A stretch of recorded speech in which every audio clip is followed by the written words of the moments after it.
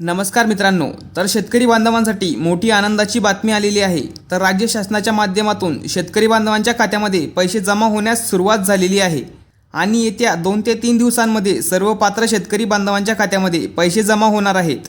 तर कोणते शेतकरी यामध्ये पात्र आहेत, कोणत्या शेतकरी बांधवांच्या खात्यामध्ये पैसे जमा झाले आहेत आणि कोणत्या शेतकरी बांधवांच्या खात्यामध्ये पैसे जमा होणार आहेत, याबद्दलची संपूर्ण माहिती आपण या व्हिडिओच्या माध्यमातून जाणून घेणार आहोत।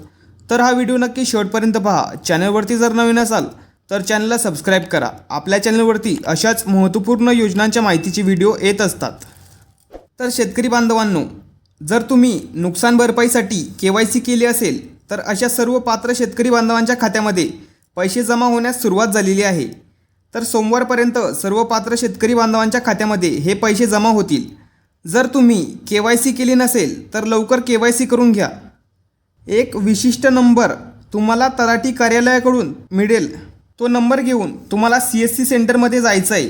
त्यानंतर तुम्हाला KYCची प्रक्रिया पूर्ण करायची आहे।